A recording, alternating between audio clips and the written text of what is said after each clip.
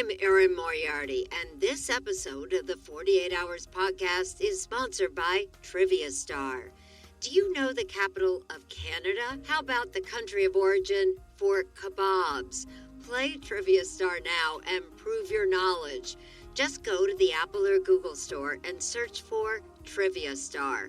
Trivia Star is a free mobile trivia game with over 60 different categories that you get to choose from, including music, TV, animals, and celebrities. If you choose the correct answer from multiple choices and beat the clock, you move on to the next level. Now, it sounds simple, but the questions get harder over time. If you get stuck, don't worry. You can use coins and gems to get hints and beat the level. Right now, Trivia Star is offering you 2,500 coins and 500 gems when you download and play. Just go to the Apple or Google store and search for Trivia Star. Download Trivia Star for free today and get ready to flex your brain muscles.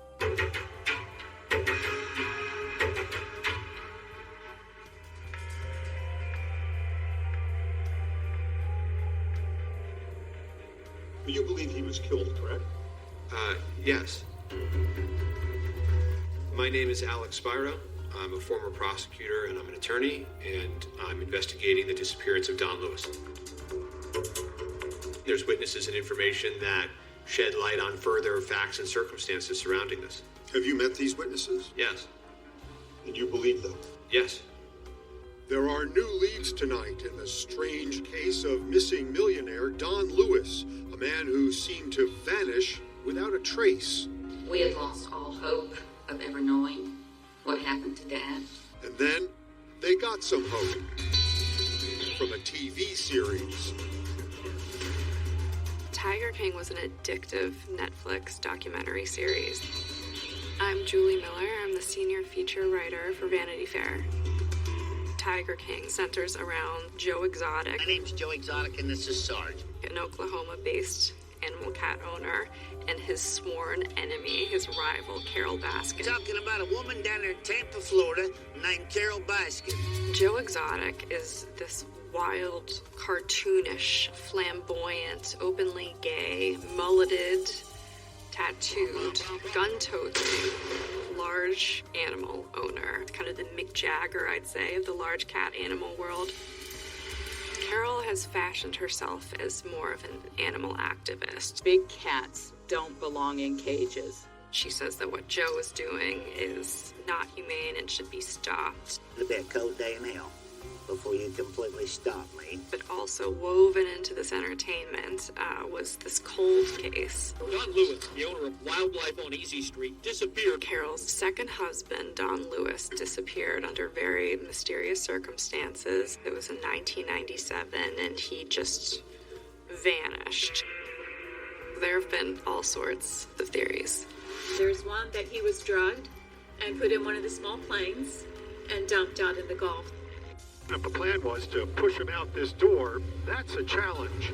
The most insane theory probably being that Carole Baskin had her husband ground up in a meat grinder and fed them to the animals. Word has it that Carole snuck up on Don in the middle of the night, beat him in the head, ground him up, and fed him to the tigers. As bizarre as that sounds, this woman believes her ex-husband, who once worked for Don and Carole, may have revealed something about Don's fate during a fight. He said, if you try to leave me again, I will put you in the grinder like I did Don.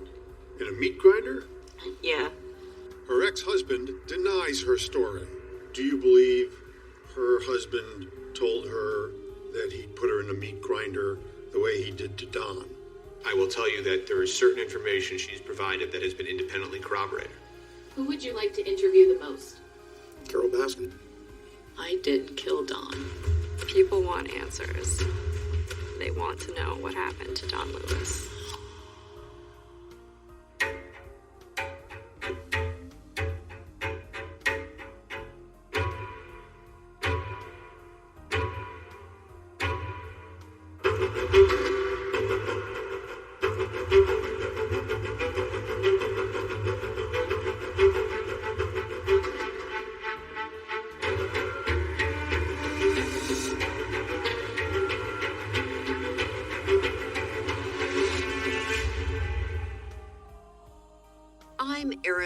Party of 48 Hours and my weekly podcast, My Life of Crime.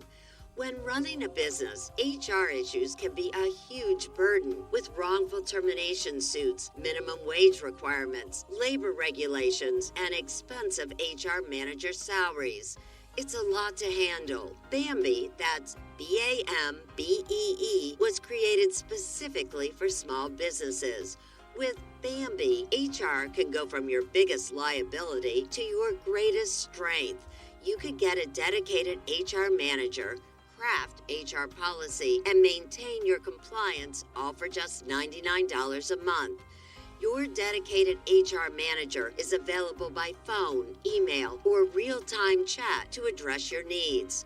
From onboarding to terminations, they customize your policies to fit your business and help you manage your employees day to day, all for just $99 a month. Bambee is month to month with no hidden fees. You can cancel anytime. Go to Bambee.com/48 right now to schedule your free HR audit. That's BAMBEE.com/48. Bambee.com/48 to schedule your free HR audit today. Thanks, Bambee, for partnering with this program.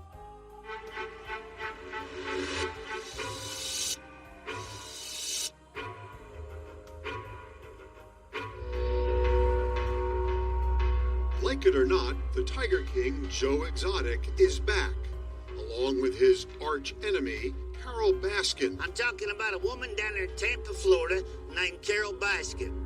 Lots has happened to these two since we last heard from them. Netflix came out with a second season of its Tiger King series. When you think you've seen it all, you haven't quite seen it all. Carol Baskin vented on a celebrity webcast called Hollywood Raw. I really feel like this is going to be just another horrible year of people having the wrong idea about who I am and what I'm trying to do. Carol Baskin began getting all that attention when she was trying to shut down Joe Exotic's private zoo in Oklahoma. She has spent over $1.5 million just trying to shut me down. Joe fought back. His weapon was a music video with a sensational message. Featuring his idea of a Carol Baskin lookalike, his video charged that 23 years ago, Carol murdered her husband, Don Lewis, and fed him to their tigers. Carol has denied the allegation vigorously and repeatedly, but millions of viewers saw the video, and suddenly the heat was turned up on a cold case. What happened to Carol's husband, Don? The show even lit a fire under the local sheriff's department. We re-interviewed everybody and have looked at new evidence and continued investigating. Investigators say only 2 people have declined to be interviewed by law enforcement. One of them is Carol Baskin. Carol is considered a suspect and a person of interest. It was 40 years ago that Carol first became a person of interest to Don Lewis. Like so many Florida stories, theirs begins like a pulp fiction novel that any reputable publisher would reject. It starts on an unusually chilly night in 1981 in Tampa. Carol was still a teenager and in a bad marriage. She found herself wandering in tears down a main street in the middle of the night. And just then, 42-year-old Don Lewis drove by in his truck. He had stepped out of the home he shared with his wife Gladys.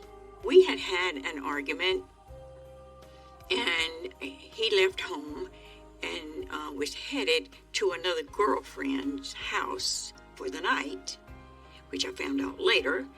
But he was going down the avenue, and there was a pretty blonde, and she was crying. And he told me that he stopped, and she got in the truck with him. And they spent the night together. I'm sorry, so he was on his way to another girlfriend's house when he met with Carol and took her to a hotel or a motel? Yes. Wow.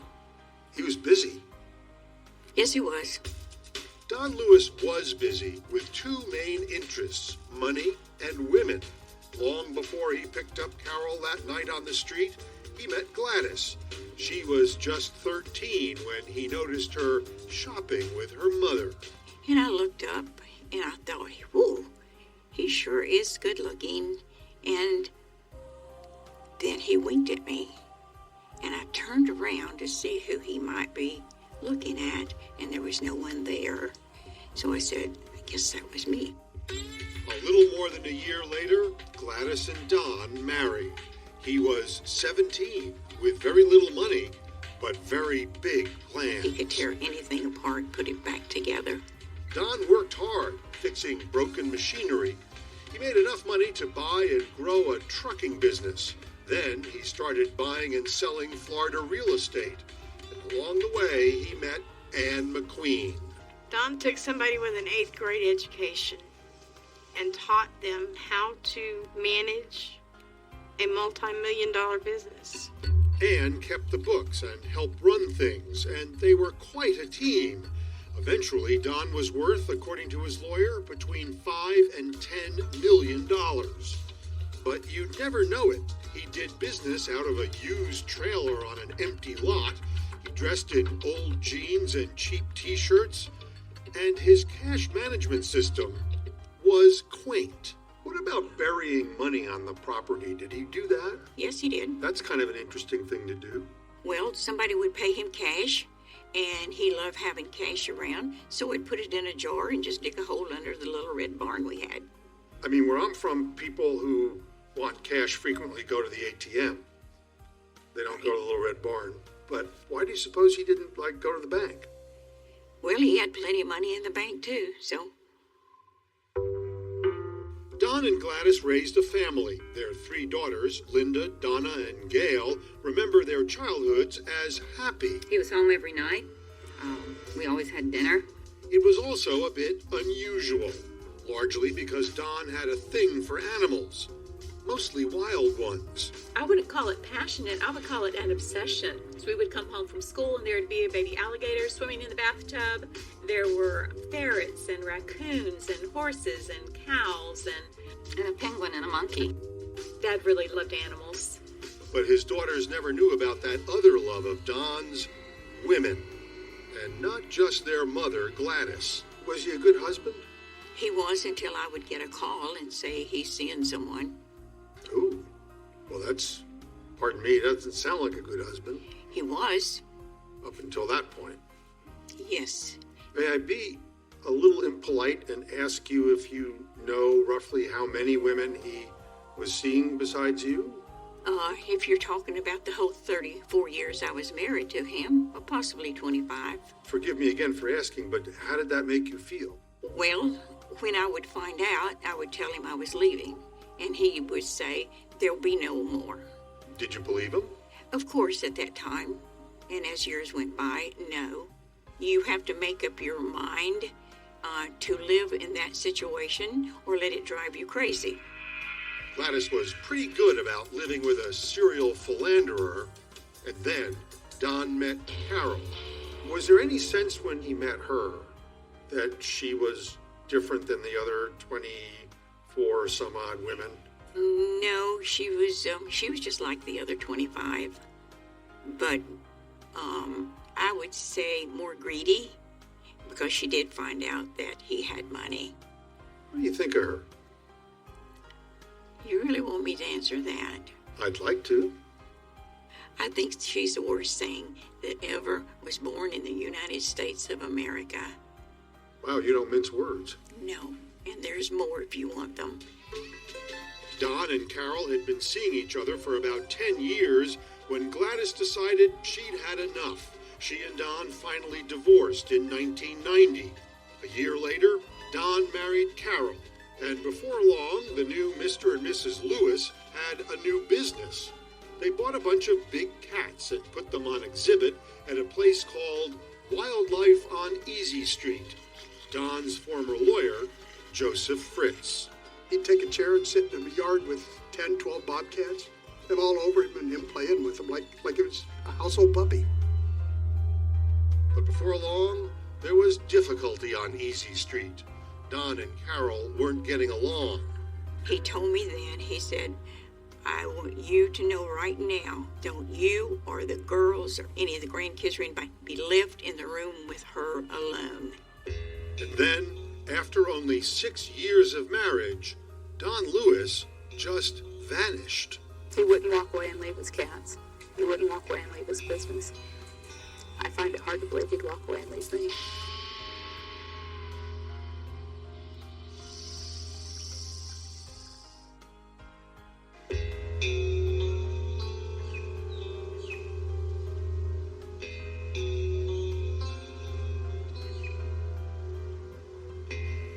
In the days before he went missing, Don Lewis was planning to go to Costa Rica to sell some used cars and trucks. He was supposed to go and get me some VIN numbers and supposed to call me back, and he didn't. Was that like him? I mean, did he do that frequently? No, Don and I spoke on a daily basis. I finally reached Carol. I kind of asked her if she knew where her husband was, and her answer to me was no, that she hadn't seen him since the day before. And she asked me if I thought that she should call the police, and I think I made a smart aleck remark and said something like, you think? Yeah, you need to do that. There were some not-so-subtle signs that there were problems in Don and Carol's marriage. And Don's daughter, Donna, had sensed trouble between the two. He thought she was crazy. Crazy? He didn't, like the way she spent money. The couple also reportedly fought about what to do with the animals. Carol wanted to keep them and make Easy Street a sanctuary. Don, so the story goes, wanted to breed and sell them. He had talked about getting a divorce, and if he had gone through with it, it could have been costly, says Don's lawyer, Joe Fritz. So she would have lost a considerable amount of money. Millions. That's considerable. That's considerable. The couple made a lot of money while they were together, but it turned out there were more signs of trouble.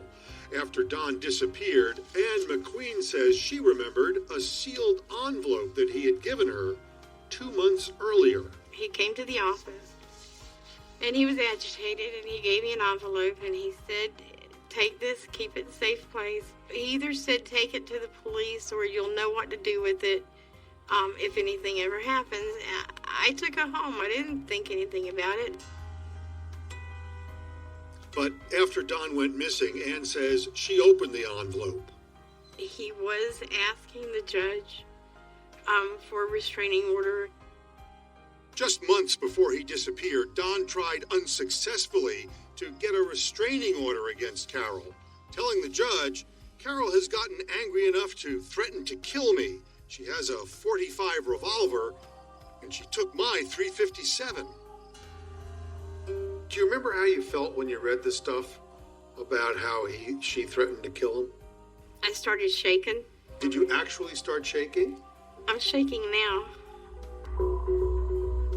Anne says she took the document to the sheriff's department, and while she was there, the burglar alarm went off at Don's office.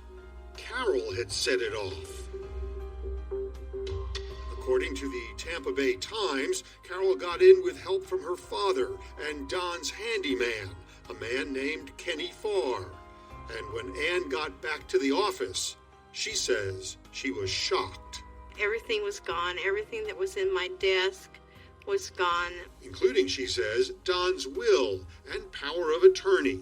Police said Carol's action was legal. After all, she was Don's wife. But Don's daughters were suspicious. Well, to us, it's very odd. She may be a spouse, but she did not have a key at all to the gate or the office. So that says a lot right there. But that's not the only odd thing. Carol gave this interview to the television show Hard Copy, suggesting Don might have had some kind of dementia. Maybe doesn't know who he is. Maybe doesn't know where to call from. But Don's lawyer, Joseph Fritz, says Don had no memory problems. Absolutely none. Did you see him shortly before he disappeared? I saw him at least every week, and sometimes 2 or 3 times. And Don's family doesn't believe Carol was really worried about Don, in part because they say weeks after he disappeared, she canceled Don's cell phone account.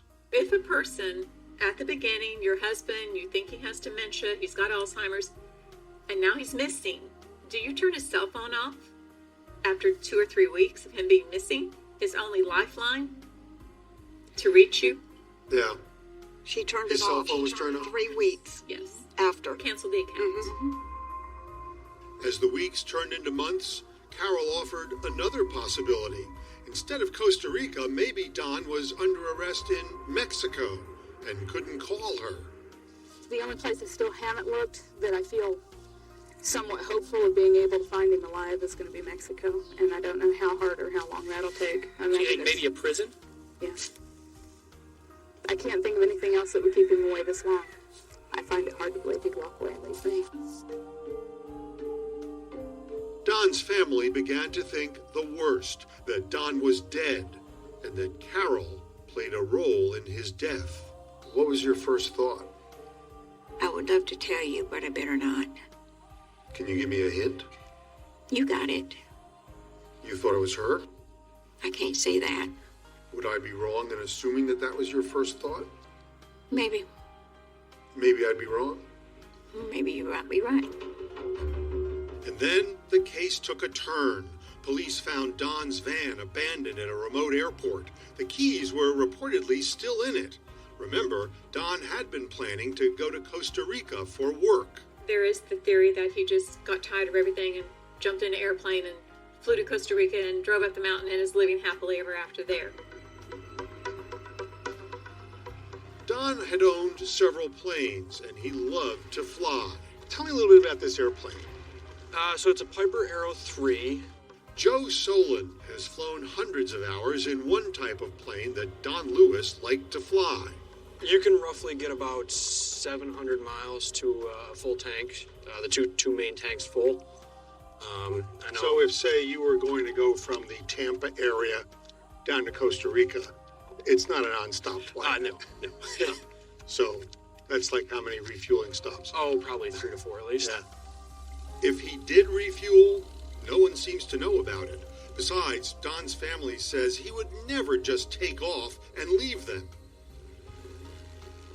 But if Don didn't just fly off to begin a new life somewhere, what was his van doing at the airport? I've heard at the time that he was strangled from the back seat of an airplane with an electric cord pushed out 50 feet over the Gulf. Arrow 09 Mike, will depart 29, left turn out to the south. I'm also a pilot. And I fly the same type of plane Don often flew. First of all, imagine the struggle involved in strangling a 170-pound man in this passenger seat. Then, if the plan was to push him out the door, that's a challenge. The slowest this airplane can fly is about 65 miles per hour, and that means winds approaching hurricane strength would be pushing against this door, trying to keep it closed. You'd have to open it, you'd have to keep it open, and you'd have to somehow wrestle the body out of here without interfering with the flight controls. Bottom line, I guess you could do it, but there are easier ways to get rid of a body. And there was no evidence that any of Don's planes were missing. So if it's unlikely Don Lewis was pushed out of a small airplane, where was he? As the mystery got deeper, the theories got wilder. What were some of those theories or rumors? Someone said he was under a septic tank on Big Cat Rescue.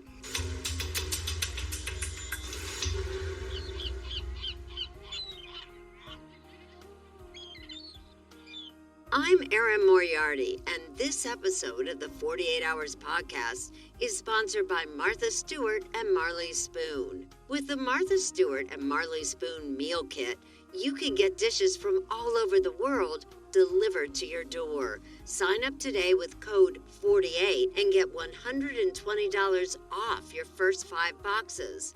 All meals feature fresh and premium ingredients, and they're all Martha Stewart approved. With Martha Stewart and Marley Spoon, you can make delicious meals in about 30 minutes with minimal cleanup afterward. Plus, Ordering is easy, and the fully flexible subscription lets you skip, pause, or cancel anytime. If you're tired of grocery shopping and meal planning, sign up today at marleyspoon.com using code 48 for $120 off your first 5 boxes. Once again, go to marleyspoon.com and use promo code 48 to get $120 off and enjoy delicious meals from Martha Stewart every day of the week.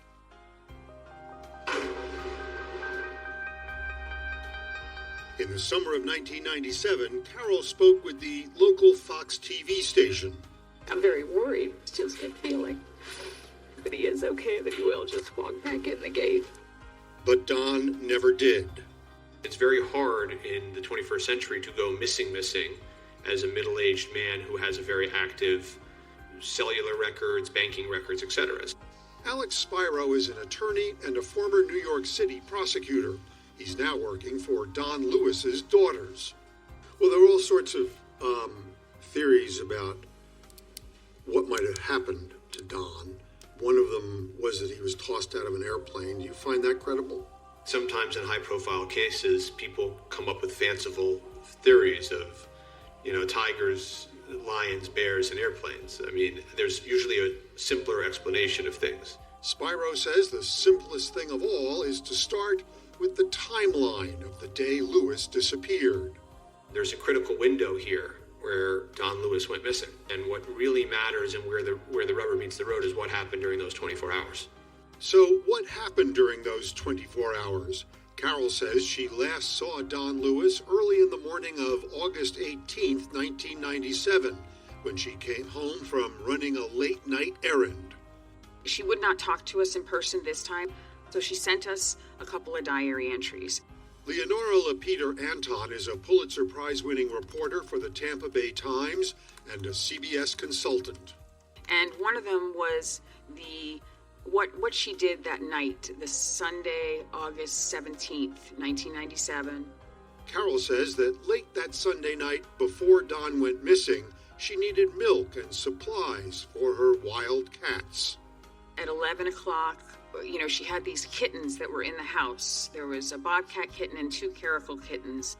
And she didn't have enough ingredients for the milk. In her diaries, Carol says she left Don and drove to a supermarket about 6 miles away, but the store was closed. And then the story takes another twist. She says her car broke down. Carol says she walked all the way home. It took her until nearly 4 a.m. And then when she got home, Don wanted to immediately go back and get the car. So at 4 in the morning, they went back. He got the radiator cap off, put water in it, and then they drove home. 2 hours later, she saw him in the doorway and he was leaving. He just left. And that's the last time she saw him. Don's ex-wife has her doubts about that story. I don't think she was going to buy milk, no, okay? You do not? No, she wasn't going to go buy milk. You think that she was up to no good that night? Could be. What happened next has raised even more suspicions. After Don disappeared, Carol produced what she said was Don's will and power of attorney, leaving her in charge of everything. But Don's family says his signature on those documents is forged. Would I be wrong in assuming that you believe that Carol was involved in making up these wills, the will and the power of attorney? You could be. I could be wrong? You could be right. If she was involved, why would she want to have Don Lewis killed? You know why? Money. Of course. That happens all the time, the world we live in today. Leonora Lapeter Anton had 4 handwriting experts examine Don's signature on the power of attorney. All said the signature did not look authentic. 2 of them said they felt it was traced from the 1991 marriage license between Don and Carol, and that basically they were, not accurate Don Lewis signatures. But Carol says the signatures were authenticated back in 1997 and are real. The Tampa Bay Times also looked into Don's former right-hand man, Kenny Farr. Remember, he reportedly helped Carol get into Don's office that day. He was basically a jack of all trades, his right-hand man. And then after Don Lewis disappeared, he went and worked with Carol Baskin. He was driving one of Don's vans, Don's blue van. Trish Farr Payne was married to Kenny for 5 years. In her first ever TV interview, she told 48 Hours that 2 days before Don Lewis was reported missing, Farr came home with Don Lewis's van, and inside there was a pile of guns.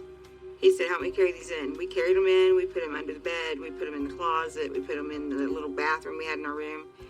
I was like, whoa, where did you get these? He said, listen, I'm hanging on to these right now for Carol, but he said, Don's gone, and I don't want you talking about him. Did you ask him what he meant by Don's gone?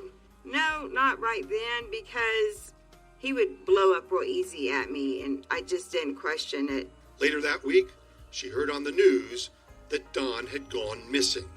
Everything started kind of coming together. Kenny's got Don's van, Kenny's got Don's guns, Don's gone, and I knew Don was gone the day before he supposedly was missing. Something wasn't right. She says she was too afraid to ask Kenny, but it was hard to ignore some very strange things, like the large freezer with a padlock that she says appeared on their porch around the time Don disappeared. And then, she says, the freezer vanished. How long after Don disappeared did the freezer disappear? About a week after Don disappeared. But Trish says she waited years to tell police about her suspicions. I was afraid for my kids. You know, I had my kids. I was afraid for them. I was more afraid for them than anything. She says he made that one threat that was especially frightening and bizarre and maybe revealing. Kenny had threatened to put me in the grinders. He said, if you try to leave me again, I'm going to put you in the grinder like I did Don. I'm sorry, he said what? He said, if you try to leave me again, I will put you in the grinder like I did Don. In a meat grinder? Yeah. I thought he was telling the truth. I knew deep down that Kenny has some part in Don's not ever coming back. I knew then for sure. My goodness, so you sort of thought at that point that you were living with a murderer. Yeah. 3 years after Don went missing, in the midst of her divorce from Kenny Farr, Trish says she finally told the police everything. Kenny Farr wouldn't talk to 48 Hours on camera, but told us Trish's story is, as he put it, a outlandish lie. He says, I had absolutely nothing to do with Don's disappearance. Farr also says he cooperated with police at the time of Don's disappearance and even took a polygraph. Now, attorney Alex Spiro says he's found some new witnesses. Have you met these witnesses? Yes. And you believe them? Yes.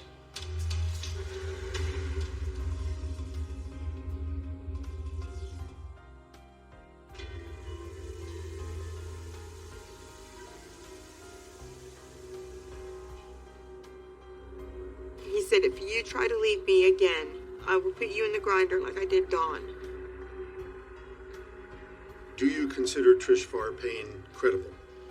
Yes. Attorney Alex Spiro has been investigating the disappearance of Don Lewis for months. He doesn't want to say much because his investigation is still going on, but he will say there's been some progress. Has there been a new witness who surfaced who can shed significant light on what happened or corroborate Trish Farr Payne's version of what happened, or just clear up some of these unclear matters? There have been, yes. If that's true, you're a heck of a lot closer to figuring out what happened than many people might know. I like to think I'm closer to figuring out what happened than many people would know, yes. The obvious question is, what about Carol Baskin? promise you were going to be a fur coat, weren't you, honey? After Dawn's disappearance in 1997, Carol Lewis carried on at her sanctuary, Wildlife on Easy Street. It is a lot of work. Feeding is one thing that he was always here for. On August 19, 2002, 5 years to the day Dawn Lewis was reported missing, Carol had a judge declare Dawn dead. Gradually, the investigation into his whereabouts went cold. She's a good girl. Yes, she is. In 2004, Carol got married again, this time to Howard Baskin, a businessman. And the ceremony was unusual, even by Florida standards, perhaps. Howard wore like a toga, a tiger pattern toga, and was like a caveman. And he came to her on the beach and she hit him over the head with a plastic bat. And then he picked her up and threw her over his shoulder. And then apparently she put a leash around his neck. You know, it's not how I would have done my wedding, but... Carol Lewis became Carol Baskin, and Wildlife on Easy Street got a new name, too. Hi, I'm Carol Baskin, and I'm the founder and CEO of Big Cat Rescue. Howard has an MBA and a law degree, and he sort of brought a business sense to Big Cat Rescue. He brought in like a Washington lobbyist. He knew people in the community. He basically was really good at getting donations. Our donations last year alone were up 50%. The organization's mission also changed. There was no more breeding or buying big cats. Our goal is to end the trade in big cats. Carol is an animal rights advocate. We can do it with help from people like you. Someone who believes no one should own a wild cat, not even herself. She spoke about it in a 2018 interview with CBS affiliate WTSP. Our mission is to put ourselves out of business because there shouldn't have to be a place rescuing lions and tigers from people that get them as pets. Carol eventually went after Joseph Maldonado Passage. You know him as Joe Exotic, an exotic animal owner in Oklahoma. In 2010, she tried to stop him from taking his baby tigers to shopping malls around the country, charging money for pictures. Joe fought back. I'm Carol Baskin down there at Big Cat Rescue. And tried to take the name of Carol's organization and make it his own. So Carol sued him. She has spent over $1.5 million just trying to shut me down. She won, and a judge ordered Mr. Exotic to pay Carol nearly $1 million. And that only added more fuel to their feud. I'm already so damn poor I use a file cabinet from my dresser drawers. Joe took to his YouTube channel, Joe Exotic TV, to air his grievances in his own exotic way. Can you believe they spent enough time to build another entire website about me? For Joe, nothing was off limits. Word has it, Carol snuck up on Dawn in the middle of the night. And he gleefully revived those suspicions about Dawn Lewis's disappearance. Joe made that music video with a woman who was supposed to be a Carol Baskin lookalike, pushing that unsubstantiated theory that she fed her husband Don to the tigers.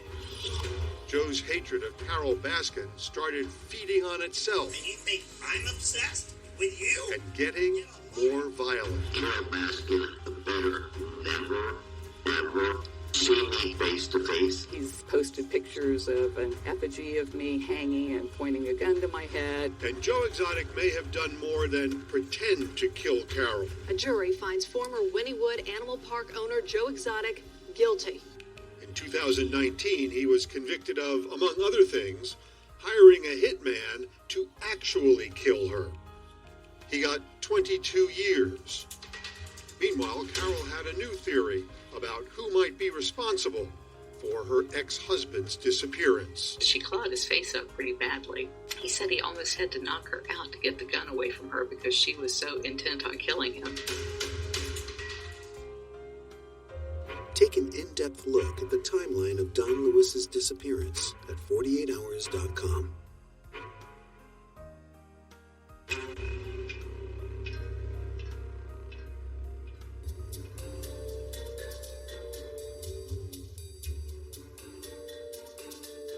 In January 2021, then-President Donald Trump held the keys to Joe Exotic's prison cell. His legal team hoped for a full presidential pardon. I think we're going to get the pardon. I do. I'm 100% sure. A very stretched limo waited near his federal prison, ready to whisk the Tiger King away from captivity. But the limo left empty. There was no pardon. Joe Exotic's case is closed, but Florida Sheriff Chad Chronister still doesn't know what happened to Don Lewis. He thinks Don was murdered, and more than one person might be involved. This wealthy individual left his wealth behind, left his money behind. You know, when's the last time you've ever heard someone leaving without their wealth behind? But the more bizarre theories about what happened are too much, even for a lawman in Florida. They talked about the meat grinder, and that the meat grinders were used to feed the cats. Well, the meat grinders had been removed from the property, several weeks before his disappearance. Not saying they couldn't have been involved, but they weren't on the property. With all those uncertainties and those millions of Tiger King viewers demanding answers, the sheriff ordered his team to take a new look at the case.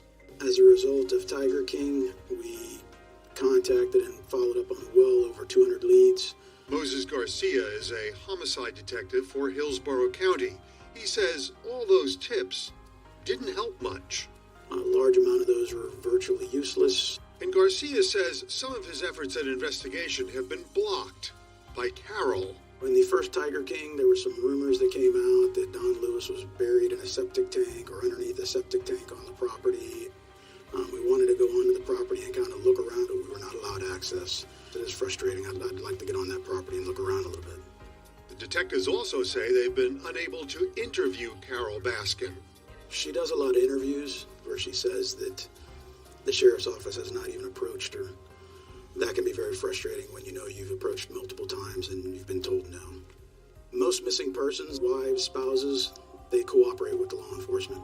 Carol's alleged lack of recent cooperation does seem to have increased the sheriff's focus on her. The only people that have refused to be interviewed has been Carol Baskins and Kenny Farr. In an interview with TMZ, Carol said since Don went missing, she has released scores of documents and done many interviews. TMZ reports Carol said she has nothing new to tell detectives and is declining to speak to investigator Garcia on advice of her lawyer. But she did email us saying Trish Farr Payne's story about Kenny is false. She called Trish's description of the meat grinder, quote, ludicrous and clearly fabricated, unquote. And as for Don's family's accusations that she canceled Don's cell phone just weeks after he disappeared, she says that never happened, and she told us regarding the family, quote, they are liars, unquote. And Carol says Don's allegation that she threatened his life is just made up. The judge denied his application, saying Don wasn't in any immediate danger. She says she never threatened Don, and he only sought a restraining order to stop her from throwing out mountains of stuff he'd accumulated. But Carol says she may know who did threaten Don. It's an explosive allegation.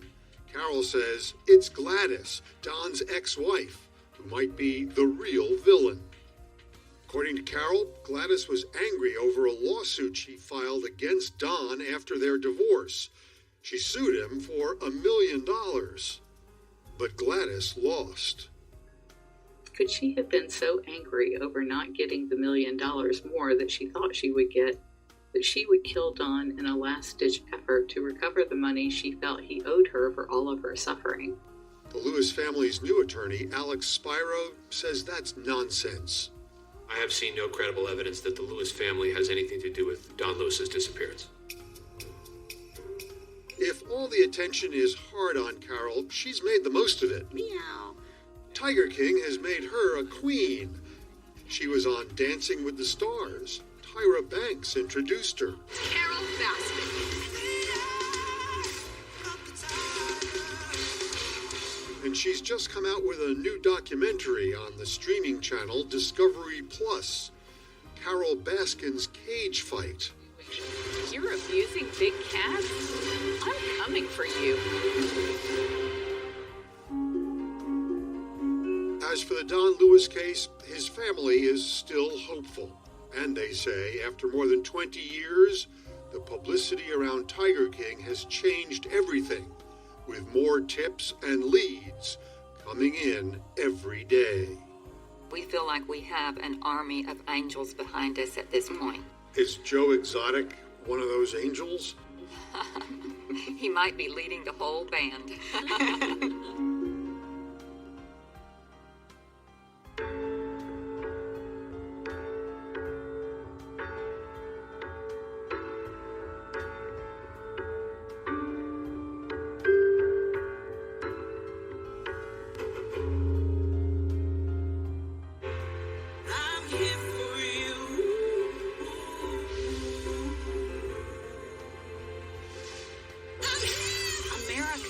Drivers. And we're here to help. What are you learning from Girls on the Run? Never give up and to always keep trying. I'm here for you.